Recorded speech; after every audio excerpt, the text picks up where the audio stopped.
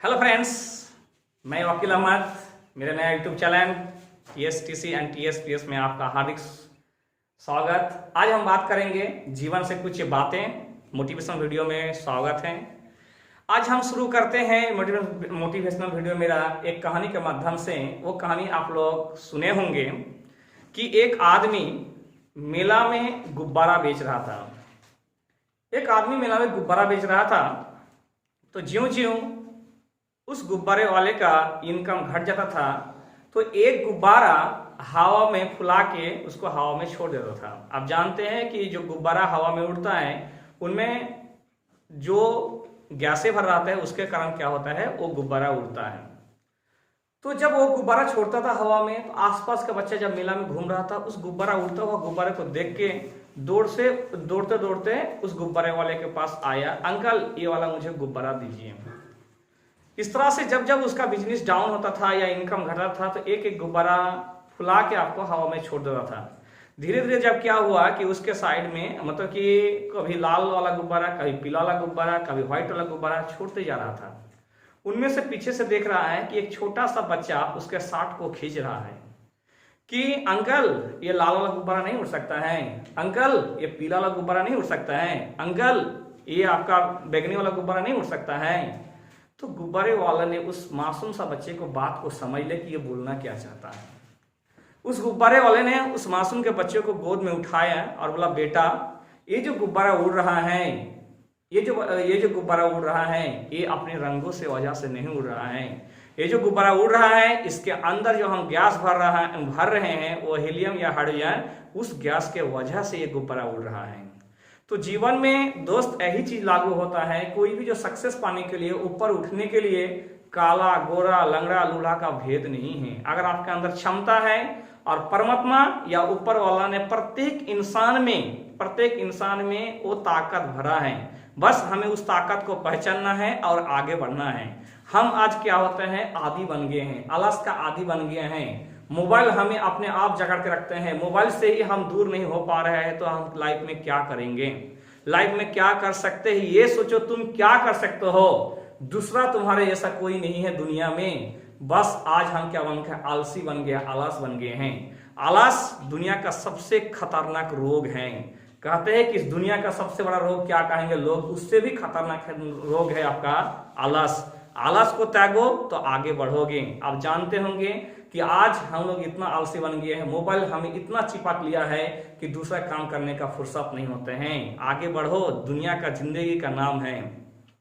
शुरुआत में आप देखेंगे कि आलसी कैसे बनते हैं, और एक एग्जाम्पल हम देखना चाहेंगे, क्योंकि दोस्त एग्जाम्पल में बहुत ताकत होता है। आप जानते हैं कि जब हाथी के जैसा ताकतवर जानवर लगता है कि कोई नहीं है, लेकिन हाथी में शुरुआत में जब हाथी का छोटा सा बच्चा होता है तो मोटा जंजीर से एवं मोटा क्या होता है आपका पिलार से बांधा जाता है उसको। वो खूब कोशिश करता है, खूब जोर लगाता है, लेकिन वो रस्सी, वो आपका जंजीर तथा ना ही पिलर को तोड़ पाता है। लेकिन ज्यों-ज्यों वो हाथी बड़ा होता है, उसे मात्र एक बहुत ही बारीक रस्सी से बांधा जाता है, एक बांस से। अब सोचिए वो हाथी वो आदत बन गया है कि हम इसको तोड़ नहीं सकते हैं, इसको हम उखाड़ नहीं सकते हैं, क्योंकि छोटे में हमने बहुत प्रयास किए होंगे। तो बस यही चीज हमारे दिमाग में लागू होता है कि हम कुछ नहीं कर सकते हैं, हम घर में बैठे होते हैं, आलसी बन जाते हैं। आलस को त्यागो और आगे बढ़ो, क्योंकि आगे बढ़ोगे तभी होगा। ये सोच रहे हो कि आगे बढ़ेंगे तो लोग क्या कहेगा,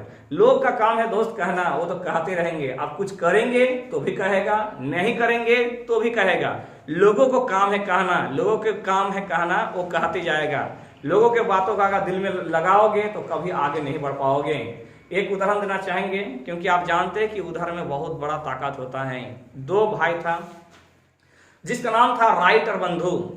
शुरुआत में क्या होगा, कोई भी इंसान जब आगे बढ़ने जाएगा, पहले उसको रोकेगा, दोबारा उसका बदनाम किया जाएगा, तीसरा उसको कहेगा कि आप नहीं कर सकते हैं, चौथा में कहेगा हाँ जानते थे कि आप ये कर सकते हैं। तो हर इंसान के साथ, जो इस दुनिया में आगे बढ़ना चाहता है, उसके साथ यही लागू होता है, यही थ्योरी लागू होता है। तो इससे घबराना नहीं है। पहले आपका क्या होगा, आपका रास्ता रोकेगा, दूसरा आपका मजाक बनाएगा, तीसरा आपको पागल घोषित करेगा, चौथा बोलेगा कि हाँ ये कर सकते हैं। ये तो दुनिया का परंपरा है दोस्त। अगर इससे आप घबरा गए तो फिर आगे नहीं बढ़ सकेंगे। तो हम एक कहानी बता रहे हैं, जो कहानी है राइट एंड ब्रदर्स का। आप सुने होंगे, जो सबसे पहले आपका हेलीकॉप्टर बनाने का श्रेय आपका राइट एंड ब्रदर्स को जाता था। तो एक जमाना था जब राइट एंड ब्रदर्स ने अपने घर में बैठे जब कहा कि हम एक ऐसा यंत्र बनाएंगे जो हवा में उड़ेगा।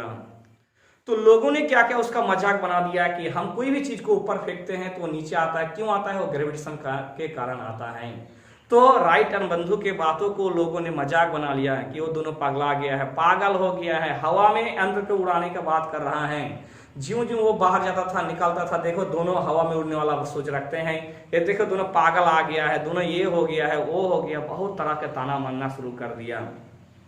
जब धीरे धीरे वो अपने घर में अपने कार्य को उस प्रोजेक्ट को बनाने के लिए व्यस्त हो गया, तब उसके पिताजी जब बाहर निकलता था तो पिताजी को भी नहीं छोड़ा वो लोग। गांव के लोग, मोहल्ले के लोग बोलना शुरू करे, देखिए आपका बेटा ऐसा कह रहा है कि ऊपर उड़ाने के, ऊपर मशीन उड़ाने के बात कर रहा है, आपका बेटा पगला गया है, उसको मना कीजिए, दूसरे काम में लगा दीजिए, क्या कर रहा है। तब उसके बाप भी ताना सुन सुन के क्या होता है, घर आता था। धीरे धीरे धीरे धीरे धीरे धीरे धीरे जब वो उस यंत्र को बना रहा था, तब उस यंत्र का नाम हेलीकॉप्टर नहीं दिया था, उस यंत्र को बना रहा था। बनाते बनाते जब वो मुकम्मल तौर पर वो बन गया, तब लोगों ने बोला, दोनों भाई ने बोला कि आप जो यंत्र हम बनाने जा रहे हैं वो यंत्र बन गया है, आइए उस मैदान में, उस चट्टान में, उस फील्ड में आइए, उस यंत्र को उड़ाएंगे। तो जब उसको घर से निकाला, जब फील्ड तक लेके गया उस यंत्र को, ये तो कभी उड़ नहीं सकता है, ये मशीन, इतना भारी मशीन कैसे उड़ेगा, ये कभी भी उड़ नहीं सकते हैं, हम जानते हैं कभी नहीं उड़ सकते हैं, पगला गया है, ये हो गया, वो हो गया, बहुत सा ताना मारा।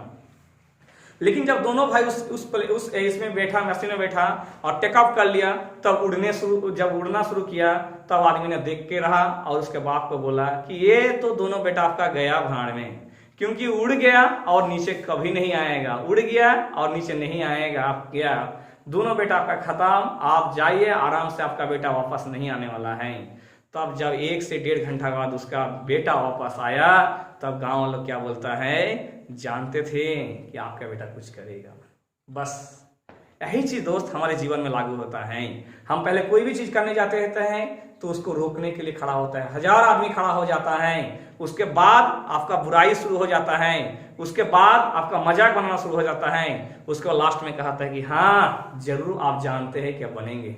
चाहे कोई भी फिल्म उठा के देख लीजिए, एक फिल्म था आपका 3 इडियट्स, उसमें आपका रणछोड़दास चावल और आपका चतुर के बीच कंपटीशन था, लास्ट में वही कहते थे कि जानते थे कि आप कुछ करेंगे।